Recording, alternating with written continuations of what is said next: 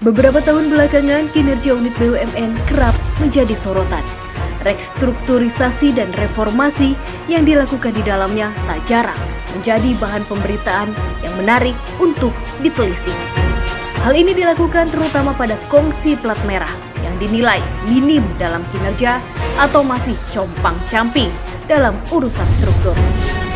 Kepemimpinan lembaga yang menaungi BUMN, yakni Kementerian BUMN yang dipimpin Erick Thohir, menginginkan agar seluruh perusahaan negara bisa berkiblat pada model perusahaan modern dengan sistem kerja yang agile. Beberapa posisi pun diperkuat, salah satunya adalah jajaran komisaris yang bertugas untuk mengawasi tindak tanduk manajemen dalam menjalankan operasional perusahaan.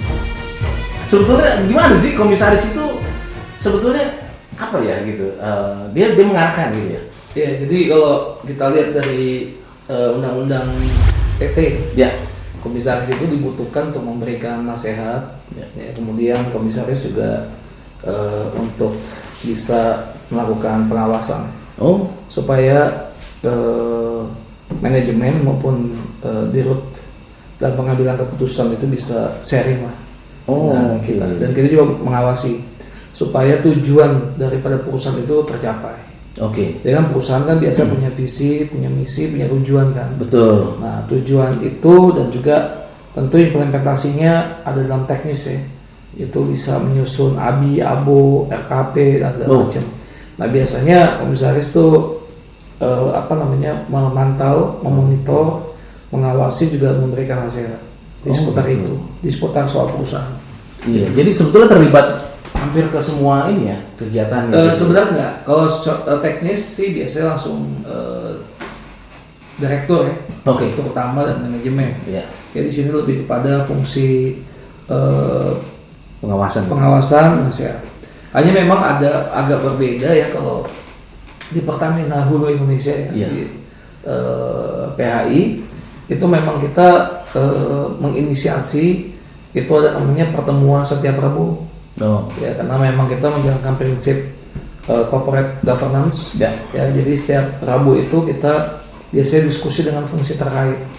Jadi fungsi terkaitnya itu soal dengan VP eksplorasi. Nah, kita diskusi tuh isu-isu apa yang ada di eksplorasi, sampai sejauh mana tingkat keberhasilan melakukan eksplorasi. Terus juga dengan VP operasional, operation produksi. Kita juga sering diskusi. Itu ada pertemuan setiap Rabuan yang kami lakukan di luar pertemuan internal BOC, Board of Commissaries, juga di luar pertemuan BOD dan BOC. Jadi BOC BOD itu kita juga tetap ada pertemuan biasanya sebulan sekali. Kemudian pertemuan juga dengan internal audit kita juga ada. Ya, jadi memang karena ini bisnisnya ini bisnis soal energi, maka diperlukan memang pengawasan yang memang agak ketat gitu ya. Ketat nggak, yang pengawasan yang intensif, lebih tepatnya intensif. Jadi kita punya forum Reboan setiap hari Rebo dengan manajemen. Kemudian kita juga punya triwulan dengan internal audit. Jadi tiap 3 bulan sekali kita lihat dengan internal audit. Kemudian setiap sebulan sekali kita dengan internal komisaris, ya, dengan fungsi internal audit khusus melakukan review analisis keuangan. Baru nanti kita rapat dengan BOC dan BOD. Seperti itu. Itu Pertamina Hulu itu kan sering dengar. Hulu gitu. Indonesia. Pertamina Hulu Indonesia. Kita kan orang awam kan taunya kan SPBU gitu ya. Isi bensin gitu kan, mobil sih. Terus paling gas gitu, gas 3 kiloan gitu kan. Tahunya begitu. Kalau Pertamina Hulu itu apa ya sebetulnya sih? Iya, sebenarnya Pertamina Hulu itu kerjaan di hulu ya. Dia ngambil eksplorasi, eksploitasi. Tapi nggak seputar itu juga. Ada yang namanya juga walkover, ya. Pekerjaan yang memang sudah dilakukan sebelumnya dengan eksplorasi. Kemudian kita juga melakukan pekerjaan ulang di sumur yang sudah ada. Juga ada services, juga ada yang namanya well services ya. Jadi memang itu pekerjaan hulu lah. Jadi bagaimana mengambil minyak maupun gas dari dasar bumi sampai ambil lifting. Nah, nanti bisa masuk ke bagian refinery pengolahan ya. Nanti produk jadi itu hilir. Iya, baru nanti bisa di SPBU. Ya, 3 kilo itu. Iya. Jadi sebetulnya dari hulu tuh masih jauh gitu ya. Ya, ada berapa fase lagi lah gitu. Iya. Kemarin kan denger nih ya. Ada berita tiba-tiba begitu ada sebuah desa datengin mobil semua gitu kan, mobil baru gitu kan. Di Tuban dia masalah itu. Mobil baru, teman-teman. Jadi tiba-tiba ada sekitar 100-an mobil baru begitu ya. Kemarin datang 17, katanya sih totalnya sampai 176 mobil baru. Jadi desa tiba-tiba meledak begitu kan ya. Kaya raya karena apa? Katanya sih karena memang ada kilang baru gitu ya. Yang lagi diolah di sana gitu sama Pertamina ya gitu. Sebenarnya sih bukan mengolah ya, itu seperti itu kerjasama antara Pertamina dengan perusahaan dari Rusia untuk membangun satu kilang.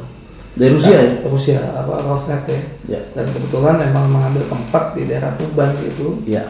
Ya karena kemudian itu ganti untung ya. Yeah. Ganti untung dan mereka menerima. Tapi ya sayangnya ya, ini kan soal penggunaan uang ya. Yeah. Sebenarnya harusnya menggunakan uang itu secara bijak ya. Betul. Kalau kan nanti investasi atau ya buat saving pendidikan yang lebih lagi. Gitu. Tapi ini pengalaman Bung G, saya juga dulu waktu jadi aktivis itu ada satu reclaiming yang kami lakukan ya. Okay. Kemudian masyarakatnya mendapatkan ganti untung yang luar biasa waktu itu. Ya kaget gitu loh, ya kan. Lalu dibeliin beberapa barang-barang yang sebenarnya dia belum butuh itu gitu loh. Ya kan? Sehingga melakukan pemborosan.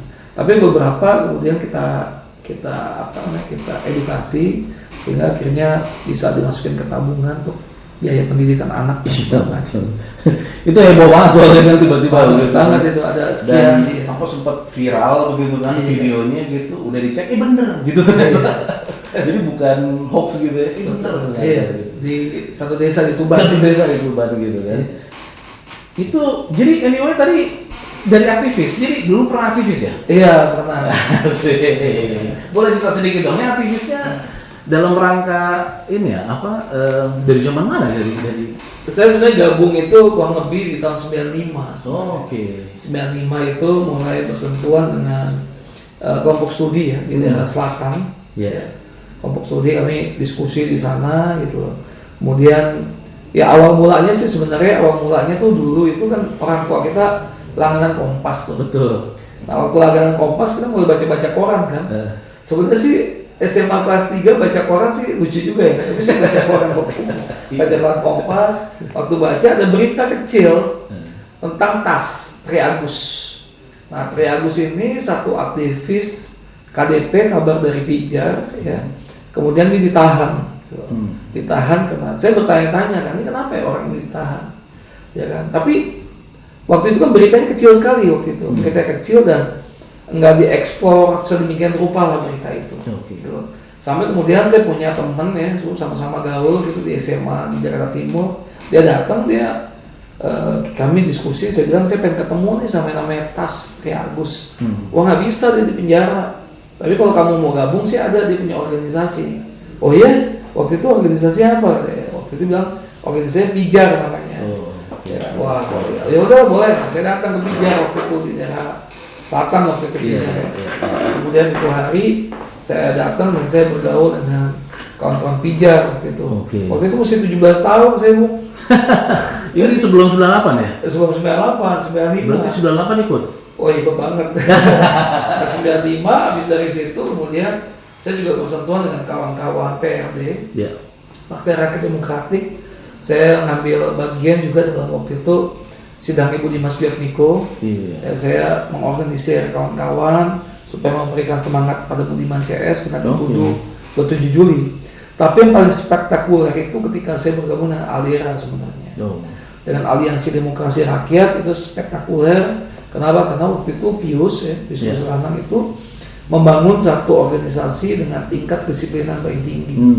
Sehingga saya menemukan satu jati diri ya, wah ini organisasinya mantep nih, ada disiplin waktu, disiplin baca buku, teratur baca buku. Dulu kan kita baca bukunya nggak teratur, nggak loncat, nggak baca. Walaupun SMA kelas 3 itu di samping Alkitab ya, di samping Alkitab saya juga baca di bawah bendera revolusi itu. Oh ya gitu. kan, 2 jilid tuh. Ya, kan? Jadi betul. habis baca Bible, baca Al-Quran, ya, terus kemudian baca bawah bendera revolusi. Jadi kita udah konsumsi itu di waktu SMA. Tapi waktu digabung sama Pius itu kami mulai membaca tertib sampai kesadaran itu muncul ya. Iya. Kesadaran biasanya kalau udah muncul keberanian juga muncul. Jadi waktu itu usia 20 tahun kita udah mengambil pilihan untuk bergabung dengan gerakan radikal waktu itu. Nah jadi sebetulnya dari aktivis jadi Pertamina ini poin pentingnya baca tuh penting ya sebetulnya. Jadi pertama baca penting, kedua aktivis itu sekarang ya. Aktivis itu sekarang yang penting itu adalah kita mewarisi keberanian. Betul. Mewarisi keberanian dari aktivis. Iya. Artinya ada mental yang kita bangun di situ. Iya. Tapi kalau bicara soal sekarang jadi aktivis ya jangan. Harusnya profesional. Iya. Nah, makanya saya tidak lama di dunia aktivis, gak lama kemudian bergabung dengan lembaga bantuan hukum. Ya baik itu di LBH Jakarta, walaupun waktu itu mesti asisten atau volunteer. Kemudian gabung juga di LBH Kadin, lalu di kantor lawyer profesional ya. Iya. Profesional, ya Bung tahu ya. Iya. Waktu saya mesti bujangan udah lumayan punya duit. Ya kan? Udah lumayan punya duit. Sempat juga gabung sama kakak di perusahaan Money Changer. Saya dipecat. Yang ngalamin lah ya. Gitu ya. Alami dipecat juga gitu. Kita kan profesional, dianggap aja kan punya kakak, punya keluarga. Ya kan? Jadi ya tapi pas jadi lawyer itu saya profesional. Saya bisa mulai bangun ekonomi lah ya. Segala macam, terus kemudian ya gabung mulai belajar di organisasi. Organisasi perusahaan. Tertarik masuk Pertamina kenapa? Sebenarnya belum sampai ke sana dulu. Belum sana. Pas begitu saya ada di satu perusahaan, sehingga gabung saya mulai belajar untuk jadi seorang direksi sebenarnya. Ada kesempatan kemudian terus lalu saya bergabung di rumah transisi sebenarnya. Jadi waktu itu saya ditarik sama temen, kamu membantu nggak di rumah transisi? Akhirnya saya bantu di rumah transisi waktu itu, dan kemudian waktu itu Pokja Energy. Kampanye yang baru sekarang? Yang dulu, 2014. Ya, bantu di rumah transisi di Pokja Energy waktu itu. Nah, nggak lama dari situ selesai pemilu saya diambil untuk bantu di Jakarta International Terminal Kontainer. Karena dianggap punya kriteria untuk mengawasi pelabuhan. Karena waktu itu pelabuhan menjadi salah satu program unggulannya Pak Jokowi ya. Betul. Jadi saya terus ke Pelindo ya? Iya, DCT Pelindo. DCT Pelindo 2. Saya nggak lama kemudian saya ditarik di Pertamina. Yang sebenarnya memang saya senang sekali di energi. Karena dari awal saya masuk di Pokja Energy itu karena sebelumnya juga pernah jadi lawyer juga nanganin soal-soal batubara, tambang, mineral. Jadi sedikit banyak senang lah dengan energi. Sebetulnya sekarang kalau bicara mengenai kan Pertamina sekarang itu sebetulnya orang identiknya itu kan dengan minyak dan gas bumi begitu ya. Iya. Selalu kalau bicara Pertamina minyak dan gas bumi di otaknya orang lah begitu kan. Nah sekarang itu kan trennya itu kan green gitu. Trennya itu di mana orang-orang itu harus ngarahnya itu ke ini tren global gitu, arahnya ke earth gitu ya, ke bumi yang lebih clean dan kemudian karena climate change, karena perubahan iklim gitu kan, jadi orang harus mengurangi dari karbon begitu kan, kayak begitu. Di Pertamina sendiri sebenarnya kayak gimana sih untuk hal itu? Ya sebenarnya kan begini ya, saya diskusi dengan beberapa senior ya. Memang ada prediksi bahwa bisnis oil ini mungkin sekitar 15 sampai 20 tahun lagi ke depan. 15-20 tahun ke depan. That's it ya? Iya, tapi nanti sana udah susah ya? Bukan, nanti akan diganti oleh baterai. Ya, akan diganti oleh baterai, kemudian akan diganti. Tetapi selama 15-20 tahun ini kan masih existing. Jadi saya ingat ya dulu itu bahwa pergantian sebuah zaman ya, dari zaman perunggu, ke zaman tembaga, bukan berarti perunggunya habis. Iya. Karena memang ditemukan tembaga. Oh iya, Ya betul, kan? betul. Perunggunya tetap ada. Gitu. Iya, iya. Nah, sama, ini zaman berganti, ya bukan karena fosilnya habis Ya, gitu loh, bukan oilnya minyaknya habis, habis gitu ya. tapi memang ada zaman. Tapi apakah kemudian oil dan fosil tidak digunakan 100%? Saya pikir enggak, tetap digunakan. Tapi mungkin nanti persentasenya akan berkurang, Ya, akan diganti betul. dengan baterai. Nah, tentu Pertamina sudah menyiapkan strategik ya. Betul. Bagaimana Pertamina juga ikut join dengan perusahaan yang mengembangkan baterai, Oke. ya kan?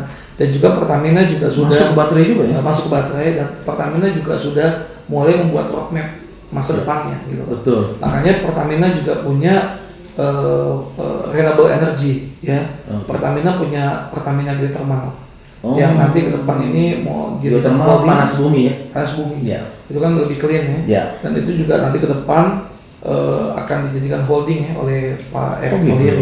Jadi akan lebih besar holdingisasi Geothermal ya? geothermal ya kan. Kemudian juga Pertamina juga melakukan beberapa riset ya ke depan gitu. Karena memang tujuan atau prinsip dari Pertamina ya secara global ini kan bukan sekedar profitable, tapi bagaimana keberlangsungan daripada perusahaan itu sendiri. Iya, iya. Itu kan Gitu. apa kalau baterai itu kan jadi sekarang itu kesannya kan listrik semua begitu kan? Iya. Mobil pakai listrik Pakai begitu listrik, kan, iya. bis pakai listrik begitu kan, truk nanti juga pakai Tapi kan listrik. nggak mudah juga bangun infrastruktur itu. Kan? Betul. Butuh tahun juga. Butuh tahun. Sebetulnya tahun. maksudnya kan yang ngurusin listrik ceritanya ini kan PLN gitu Iya. kan. Hubungannya gimana ya sama Pertamina itu? Ya kan selama ini juga memang yang menyuplai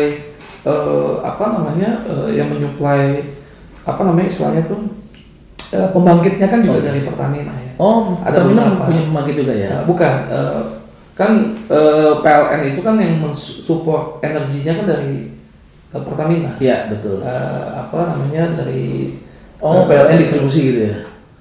Pertamina menyuplai PLN. Nah, PLN yang distribusi Nah, listriknya gitu. listrik segala Oke, macam. jadi Nah, seperti itu. pertemanannya begitu ya? Bukan, saya nggak tahu ya skema itu ya. Nah. Itu kan di holding ya. Oke. Saya nggak tahu sampai sejauh mana karena Iya. itu biasanya ada bidangnya sendiri. Nah, Tapi yang saya tahu selama ini kayak contoh kayak kita aja itu mensuplai pembangkit listrik di PLN. Oh, Suplainya oke. itu gasnya. Oh, Kan ada beberapa iya, turbin iya, PLN kan iya. pakai gas, pakai batu bara. betul. Nah gasnya ini dari Pertamina. Iya. Gitu, ya kan menyuplainya. Apakah nanti skemanya seperti itu? Ya bisa saja. Betul, Atau betul. seperti apa gitu. Saya nggak tahu depannya. Tapi setidaknya bahwa ada satu kesadaran ya membangun energi di masa depan. Oke. Itu yang penting. Iya. Itu yang penting. Jadi direksi dan komisaris di tingkatan holding itu punya kesadaran untuk bagaimana membangun perusahaan energi di masa depan. Betul. Dan Gitu. Dan itu visioner, menurut saya itu visioner. iya. Gitu. Mau nggak mau juga ya, karena trennya Iya. minyak bumi ini kan. Iya, makin menurun. tapi kan memang banyak kesadaran, tapi nggak dilakukan inisiatif juga bahaya. Oh, gitu. Tapi inisiatif ini sudah dilakukan.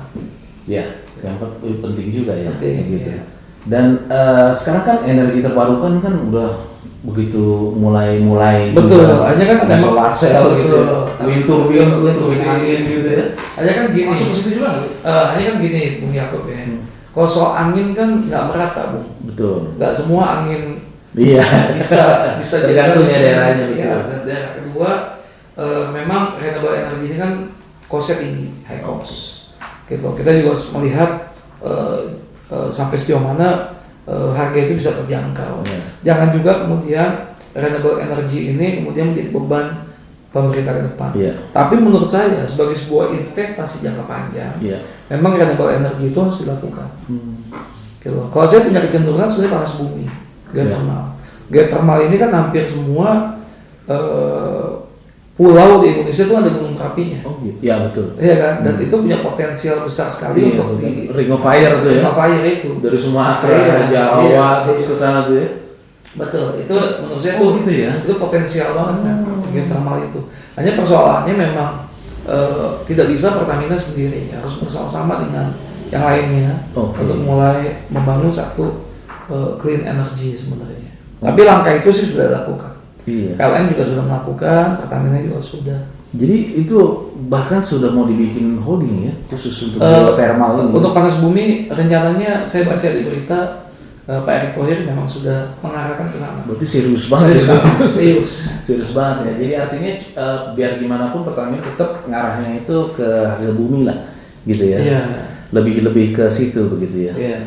Walaupun yang renewable juga tetap ada, cuma jangka panjang gitu ya. Renewable ada dikerjakan juga. Iya. Ya, Pertamina Renewable kan juga ada. Oh ada juga. Ada ya, ada geothermal, ada juga. Hanya memang itu, memang jalan bersamaan ya. Jalan bersamaan. Oke. Pertamina sendiri saat ini gitu ya. Ada sudah mulai, maksudnya kan kalau sekarang juga kan zamannya UMKM gitu kan, zamannya maksudnya masyarakat itu pemberdayaan masyarakat berusaha untuk diberdayakan lah begitu. Iya. Jadi nggak cuma yang kesannya gede-gede doang gitu kan. Kesannya kan kalau yang berhubungan sama Pertamina, istilahnya beginilah, kalau orang mau bikin SPBU kan wah susah lah pasti itu. Iya. Ngomongnya miliar-miliar gitu kan. Nah kalau mau yang agak-agak imut-imut begitu kan mungkin. Oh sekarang kan sudah mulai ada kelihatan Pertamina apa gitu, ada yang kayak gitu-gitu. Pertamina ada juga nggak ya yang?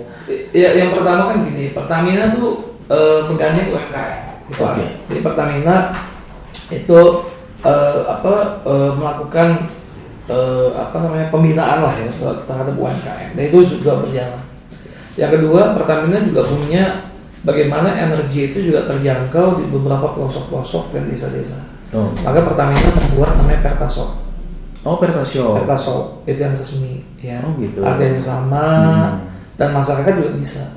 Oh gitu. Ya masyarakat juga bisa memiliki. Dan itu terbuka kok, bisa buka website, itu terbuka sekali kok. Maksudnya open sekali? Gitu? Open sekali, nggak ada tutup-tutupnya. Justru dengan Mbak Mati banyak Pertasop yang Bung Yakub bangun sama kawan-kawan, ya yang penting serius gitu, ngerjainnya bagus, ya kan, dan itu sesuai dengan aturan.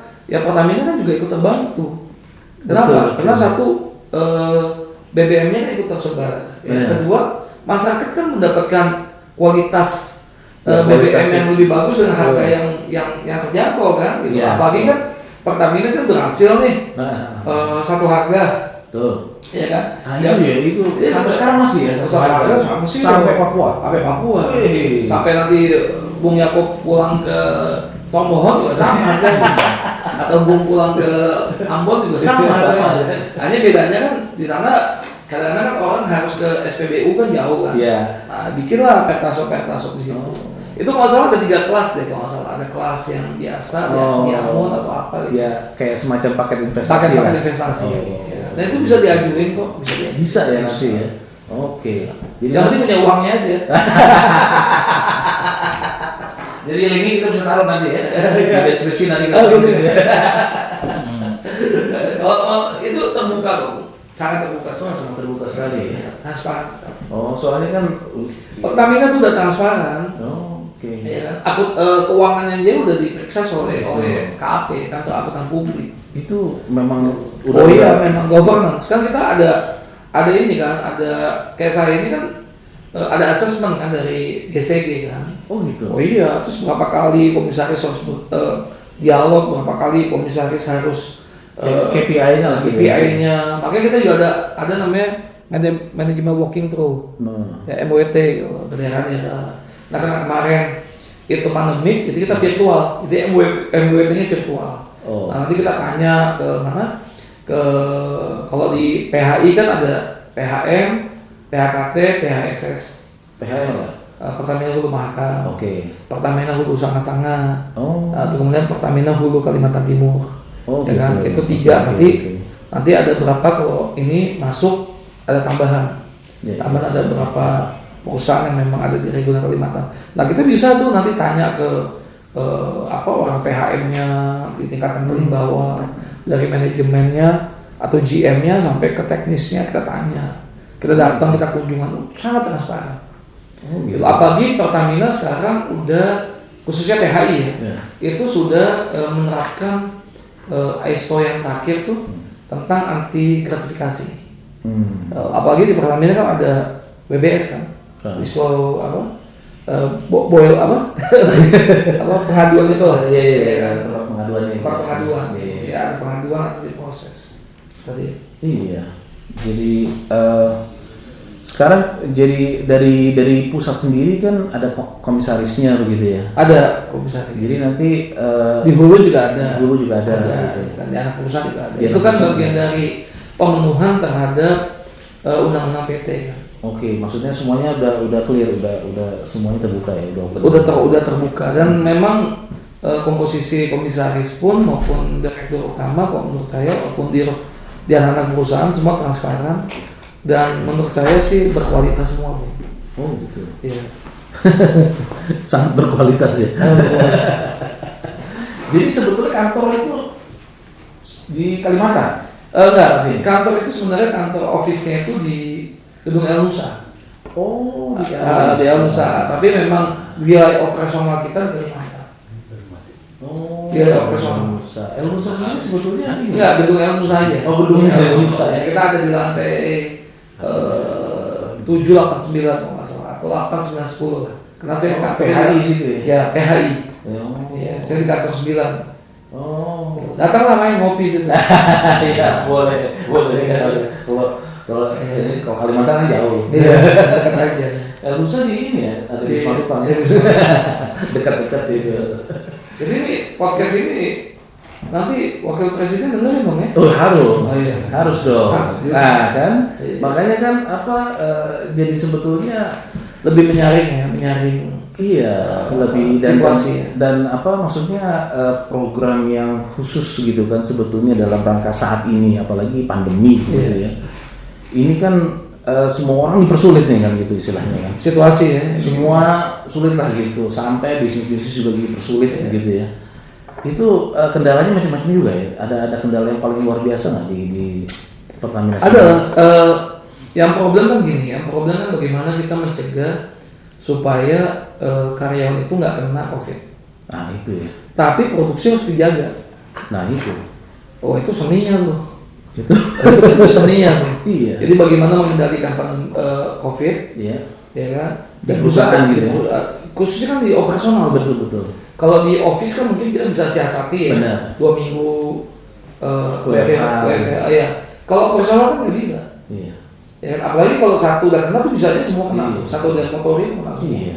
Makanya harus disiasatin gitu. Makanya di Pertamina Hulu Indonesia tuh ada program itu namanya teman. Ya tegur kalau mama teman yang tidak menggunakan masker dan prokes gitu. Ya. Jadi itu berlangsung juga gitu. Dan kita dapat laporan per minggu. Oh gitu. Ya, jadi komisaris itu dapat laporan dari ISSE. Ya. Itu laporan per minggu berapa banyak yang kena, berapa banyak yang sedang di ini segala macam. Jadi kita update terus, begitu setiap minggu.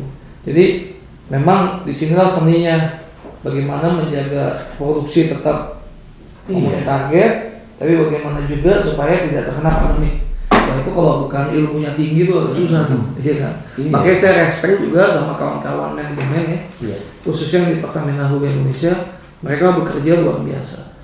Jadi kalau bicara bekerja buat NKRI, bekerja buat bangsa tuh mereka luar biasa.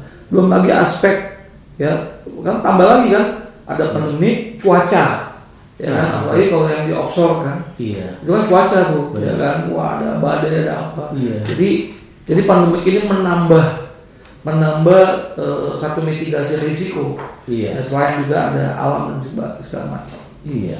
Ini kan sesuatu yang maksudnya kan kalau pandemik yang sekarang ini sesuatu yang belum pernah terjadi gitu Belum kan. pernah. Kita punya pengalaman. Semua orang belum punya pengalaman. Kita ada pengalaman. Ada pengalaman. Iya. Sempat panik nggak terkepo Sebenarnya bingung gitu ya? Sebenarnya sih awal-awal ya memang kita mencari banyak informasi sebenarnya. Oke.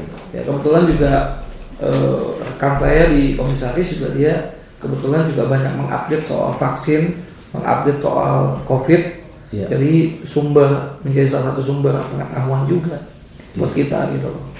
Ya menurut saya sih antisipasi dari kawan-kawan udah cukup memuaskan lah ya. Cukup memuaskan.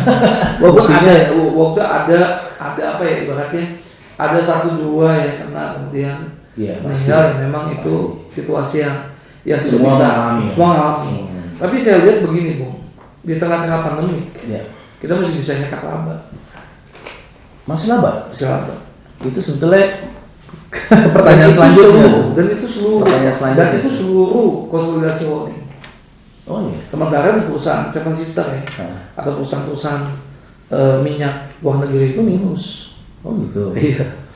Nah ini yang canggihnya, ya saya sih bisa katakan ya kerja tim work ya, semua dari hulu, hilir, refinery, ya shipping, ya kan, services, Elnusa, PDSI semua bekerja untuk supaya produksi ini luar biasa. Iya. Pertamina sendiri masih impor nggak ya?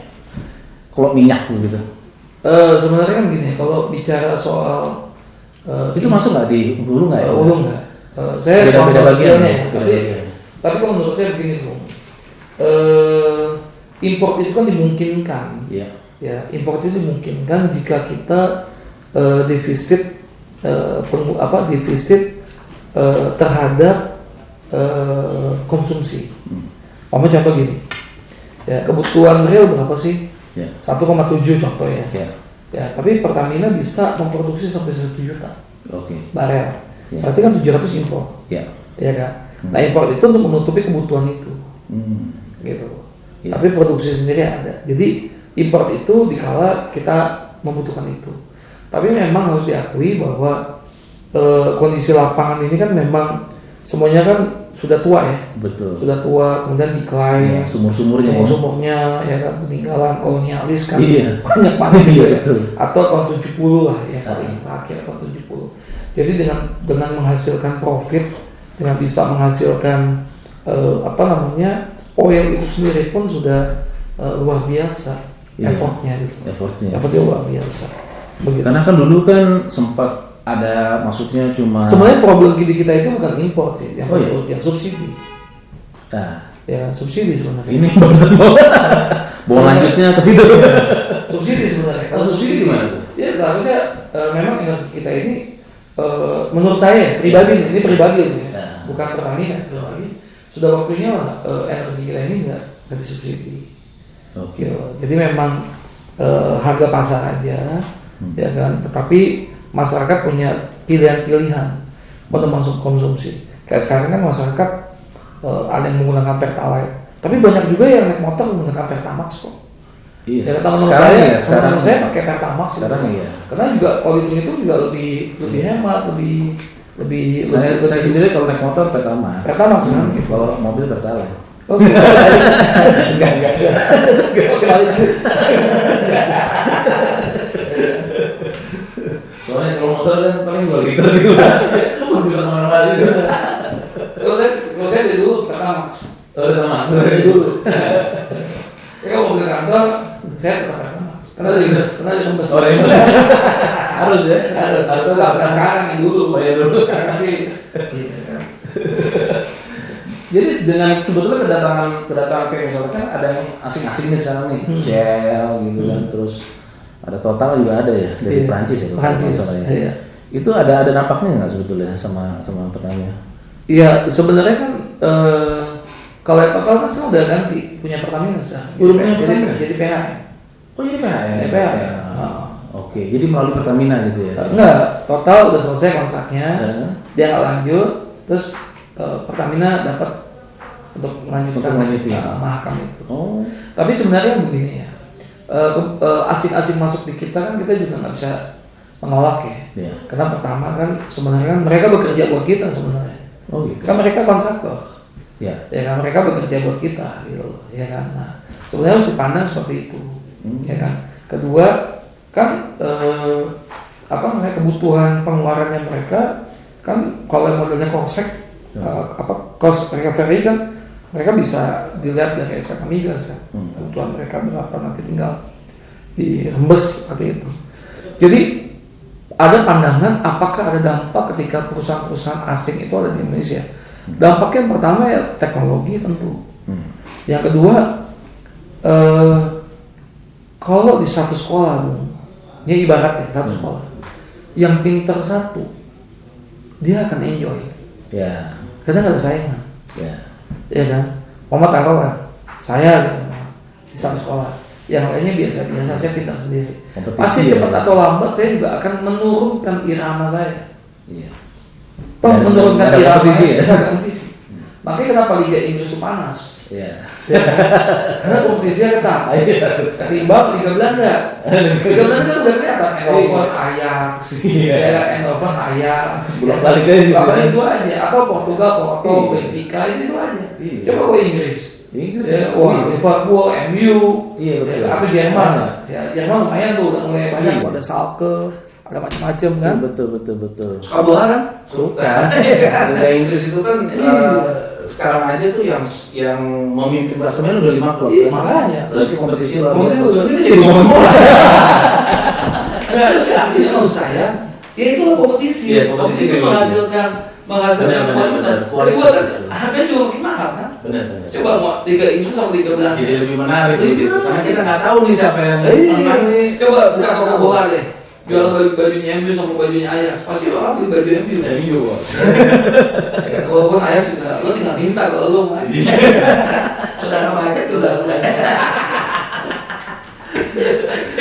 Jadi justru dengan adanya kayak Kompetisi itu bagus. Itu menyiapkan perusahaan. Jadi pada dasarnya dia minyak sebetulnya ngambil dari Pertamina juga atau dia dia kan gini, pada prinsipnya kan masalah tidak semua. Bumi, air dan kekayaan alam yang terkandung di dalamnya ini kan punya negara. Nah Pertamina kan kontraktor juga, kontraktornya negara. Ya kan, karena undang-undang baru kan begitu. Kalau dulu kan Pertamina regulasi juga. Nah kalau sekarang kan Pertamina juga kontraktor. Jadi Pertamina, Shell, Total itu sama kontraktor. Ya kan, K3S lah. Yang mengerjakan negara. Jadi pada dasarnya Shell itu sebetulnya ngambil dari hulu juga ya? Istilahnya begitu? Bukan, Shell itu ada hulunya juga. Ada hulunya juga? Iya, ada hulunya juga, karena kan dia punya SPBU. Iya. Kalau hulunya dia di Amerika sana? Enggak, hulunya kan tetap di Indonesia juga ada, kan dia ambil. Iya, dia ngambil juga. Dia punya juga sini? Iya, punya drilling juga, tapi Shell di mana ya, saya lupa. Ya pasti sih Eni ada tuh di Kalimantan. Kemudian Chevron juga ada, Chevron kan terakhir udah diambil kan, Hulu Rokan kan. Betul, Rokan diambil Pertamina ya. Udah determinasi ya. Jadi zamannya Pak Jokowi ini beberapa kontraktor asing itu yang dikelola oleh asing sekarang diambil oleh NOC, National Oil Company, yaitu Pertamina. Jadi ini satu kemenangan secara mentality bahwa bangsa kita ini ternyata mampu. Ya, sudah saatnya. Sudah saatnya bangsa ini. Kita urus sendiri lah. Urus sendiri ya. Makanya kebijakan soal nikel itu. Secara pribadi saya senang banget tuh. Karena akhirnya nikel itu harus kita kuasai, kita bangun, ya kan kita jadi produsen. Betul. Jangan kemudian diimpor. Makanya Pertamina juga masuk ya. Pertamina juga masuk juga ke situ ya. Iya, Pertamina kan gitu. Pertamina juga sama kayak Inalum merah putih kan. Oh gitu. Iya. Kerjasamanya juga sebetulnya banyak ya kerjasama juga. Banyak. Gak hanya minyak bumi gitu. Ya dan memang harusnya begitu. Ya kan, harusnya karena gini. Orang pintar kan udah banyak di Indonesia, ya kan? Pintar udah banyak, perusahaan-perusahaan kita juga udah sehat-sehat semua, ya kan? Udah waktunya kita kelola kekayaan alam kita, tetapi tidak menafikan juga apabila asing ada masuk. Kita juga nggak boleh anti terhadap asing masuk, selama itu proporsional, selama itu sesuai dengan aturan, selama itu menguntungkan kita, ya kita nggak ada masalah. Why not gitu ya? Tapi dengan catatan kalau anak bangsa nggak bisa. Tapi anak bangsa bisa sih anak bangsa aja. Oh iya pasti. Iya buktinya sekarang Pertamina bisa kok nggak pernah banyak hal. Benar. Ya kan Pertamina hebat kok banyak orang-orang pintar kan. Iya. Di Pertamina. Yang bergabung ya. Iya. Contohnya kawan saya. Saya nggak. Pak Pembunuhan. Saya salah satunya. Jadi ini terakhir nih. Sebetulnya kalau maksudnya yang jangka pendeknya lah begitu ya. Jangka pendek ini kan ya sudahlah kita bicara pandemi sudah terjadi dan sedang berusaha vaksin segala macam begitu kan, itu usaha lagi dilakukan. Sebetulnya pasca pandemi ini apa yang ceritanya nih Pertamina langsung mau genjot, langsung mau kejar lah begitu. Iya pasti perusahaan yang pasti kan ada banyak yang tertunda ya, seperti kayak drilling tertunda, kemudian pengeboran sumur tertunda, mungkin itu akan dikejar.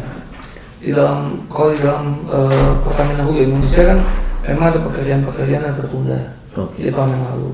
mungkin akan dikerjakan di sini.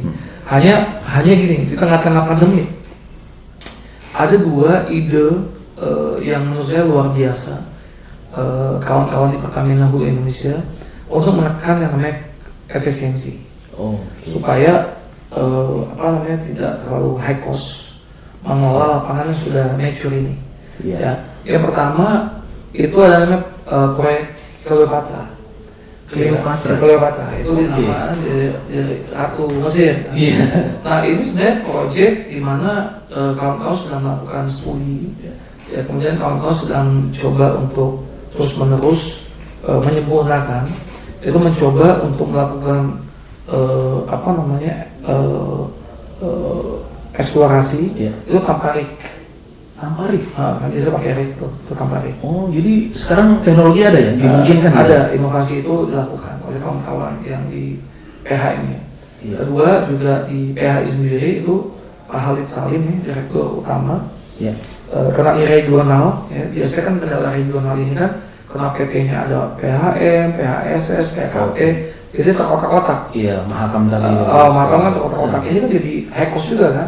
Nah ini kita mau borderless. Kita buka. Jadi apa yang bisa kita kerjakan bersama? Ya mungkin saja nyewa helikopter dulunya 100 sekarang 1 aja. Bisa dipakai semua. Bisa pakai semua gitu. Nanti juga persediaan materialnya. Di lu ada nggak? Di gua ada nih, aku kerjaan kayak gitu. Lu nggak dipakai kan? Pakai aja.